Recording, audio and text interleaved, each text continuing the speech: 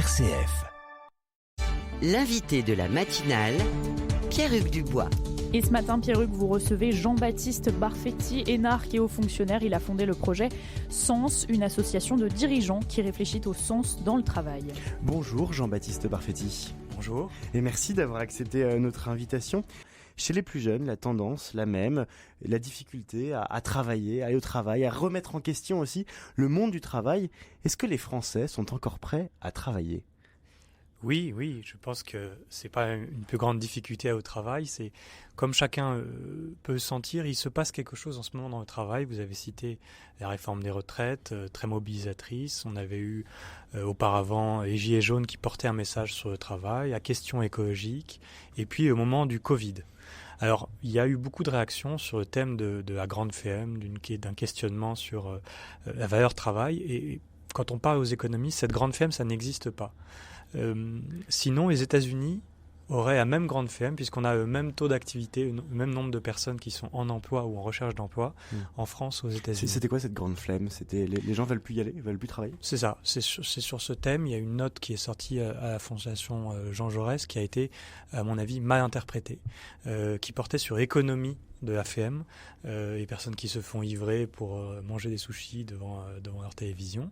Et c'est devenu, finalement, il y a une grande FM dans le travail, alors que c'était pas vraiment ça le sujet. Pour nous, il s'agit d'aucun des deux, il s'agit d'une grande aspiration dans le travail, une aspiration à travailler mieux. Finalement, il y a eu beaucoup de discussions sur le thème du travailler plus ou de la réduction du temps de travail. On est entré dans cette question d'un travailler mieux. Il y a plusieurs facteurs pour se réaliser à son travail. Il y a une rémunération à un juste niveau. Il y a quelques jours la conférence sociale sur ce sujet. La question du bien-être au travail. Qui est aussi importante que les sujets salariaux ? Et trois sujets sont nécessaires. On ne peut pas mettre de côté, on ne peut pas faire comme si cette question de la rémunération n'existe pas. Et on ne peut pas non plus faire comme si la question du sens ou du bien-être au travail était finalement secondaire. C'est une question de riche de se dire il n'y a pas de sens dans mon travail. Alors, c'est peut-être un sujet qui monte avec la baisse du chômage, comme vous dites, mais pareil à n'importe quelle personne dans son travail, pareil aux caissières au moment du Covid, pareil des infirmières, je ne pense pas qu'on puisse parler de personnes riches, et pourtant, elles ont une conscience très aiguë de cette question, du sens qu'a leur travail, et justement c'est relié avec la question de la rémunération, puisqu'elles considèrent par rapport au sens de leur travail qu'il n'y a pas une juste valorisation économique. Donc non, pour moi c'est pas une question de riches, et la plupart des gens se la posent à un moment de leur journée. 59% des moins de 35 ans envisagent de quitter leur emploi sous 2 ans pour un autre qui a plus de sens. Cette statistique est assez impressionnante, c'est plus de la moitié des moins de 35 ans qui envisagent de quitter leur emploi. Est-ce que c'est inquiétant ? Est-ce que les grandes entreprises doivent s'inquiéter ? Est-ce que ces moins de 35 ans vont concrétiser leur inquiétude ? Alors, ils concrétisent déjà. Vous m'avez donné ici le chiffre des personnes qui envisagent. On a le chiffre pour les cadres. Les jeunes cadres sont déjà passés à l'acte à 40%. C'est-à-dire que dans les 2 ans de reprise de poste, 40% des gens ont quitté leur emploi pour cette raison dans les 10 dernières années. Donc c'est quand même des chiffres effectivement qui font réfléchir les entreprises.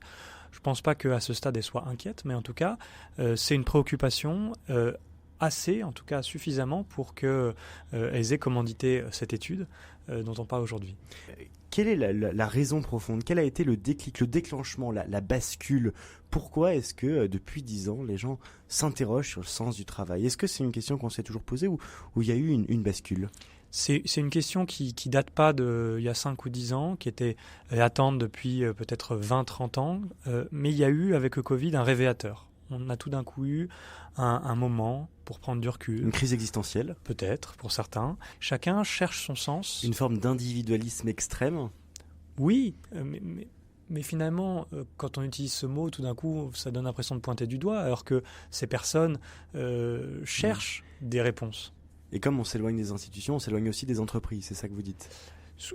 Peut-être aussi, mais ce que je dis, c'est que ces personnes vont chercher du sens à leur échelle individuelle, dans les différents engagements associatifs, avec leurs proches et dans leur travail.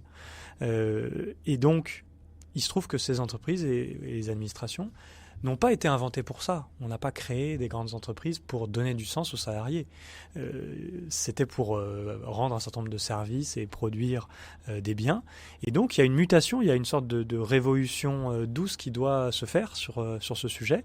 Et c'est ce qu'on a entamé avec ces grandes entreprises. On a vu 3 grands leviers sur le sens au travail. La finalité, qui est à quoi sert ce que je fais, le contenu de mon travail et management. Le contenu, on a eu des retours assez fous, des gens qui parlent des montagnes de reporting, du temps qu'ils passent dans leur process. Quelqu'un qui me disait, je passe mon temps à devoir justifier de mes résultats plutôt que de faire. Le niveau administratif pour la validation de la moindre tâche est à un niveau sidérant. Et là, les gens, ils disent, en fait, on veut sortir de la matrice. On passe la moitié de notre journée à remplir des tableaux de chiffres déconnectés du concret de notre travail. Ça, c'est donc la première raison. Vous citiez trois raisons. Oui, je citais aussi la finalité du travail. C'est ce qu'on avait fait avec Nicole Notat et Jean-Dominique Sénard il y a 5 ans. Donc le président du groupe Renault et l'ancienne patronne de la CFDT. Exactement. On avait remis au gouvernement un rapport sur la raison d'être des entreprises, les entreprises à mission. Donc cette question de la finalité, d'utilité sociale. Et puis, le 3e levier, c'est la question du management. Ça, c'est intéressant. Ça veut dire que les gens se sentent mal managés ? Ah bah oui, surtout en France. Pourtant, on a l'impression que les managers passent leur vie en formation, en management, des formations qu'eux-mêmes parfois qualifient de, entre guillemets, bullshit, c'est-à-dire un peu creuses. En fait, il y a un problème profond de management en France ? Il y a un problème assez profond, effectivement. On le voit dans les chiffres, des questions assez basiques, comme la reconnaissance dans le travail. Il y a moins de la moitié des salariés qui disent que la reconnaissance est une pratique existante dans leur entreprise. Quand on parle de reconnaissance, on parle de salaire. Justement non, justement pas seulement. La reconnaissance, avoir un retour sur le contenu de son travail, avoir un merci, avoir une considération pour les efforts et pour les résultats que l'on obtient. Et les personnes qui considèrent ne pas recevoir à proportion de ce qu'ils investissent a doublé depuis les années 90, on était à un quart, on est à la moitié.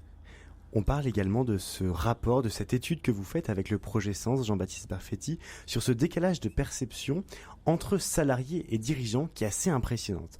90% des salariés, c'est-à-dire la plupart, trouvent important ou essentiel que l'entreprise leur permette de donner du sens à leur travail, ce qui paraît logique, mais du côté des dirigeants, ils considèrent à 60%, à plus de 60% de l'avoir fait.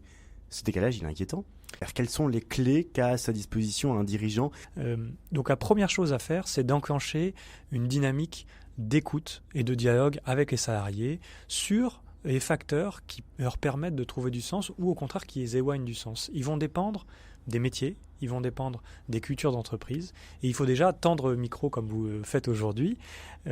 Ensuite, dans notre rapport qui est téléchargeable gratuitement sur Internet, sur Projet Sens, on a une liste finalement d'une dizaine de points. Est-ce que par exemple la numérisation, le fait qu'on s'envoie des mails plutôt qu'on se parle, ça a brouillé les pistes ? Ça, je pense que c'est évident. Vous le citez, c'est beaucoup cité, le télétravail aussi. Mais finalement, là, vous parlez du dialogue en général. Moi, je dirais en particulier le dialogue sur le travail.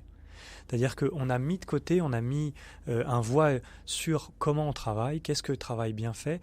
Et en fait, les gens, quand ils se mettent à leur tâche, c'est pas si facile par rapport à ce qu'on leur demande de faire. Le travail réel, c'est une vraie question, c'est ça qui nous occupe, qui nous fatigue, qui fait qu'à la fin de la journée, on revient un peu essoré de ça, puisque entre ce qu'on nous demande et la réalité du terrain qui résiste. D'ailleurs, étymologiquement, travail, ça vient de tripalium, qui est un instrument presque de torture, le tripalium. Est-ce qu'on ne veut pas aussi faire du travail quelque chose de sympathique, de convivial, de joyeux, alors que par essence, le travail, c'est ce qui fatigue, c'est ce qui éprouve, c'est ce qui est difficile ? Alors, cette étymologie est contestée. Pour d'autres linguistes, ce serait des travées qui permettent de tenir l'animal pour le ferrer. Donc, c'est quelque chose de beaucoup plus positif, puisque ferrer le cheval va lui permettre de faire d'autres choses. Effectivement, et les salariés, surtout en France, lèvent un sourcil face à ça. Ils ne veulent pas de baby-foot, de salle de sieste. Ils disent à quoi bon tous ces gadgets si on a renforcé nos objectifs qui sont inatteignables. Dernier mot pour finir sur la numérisation, la digitalisation. Est-ce qu'on ne se sent pas aussi dépossédé de son travail en se disant en fait ChatGPT, les intelligences artificielles peuvent très bien faire ce que je fais ?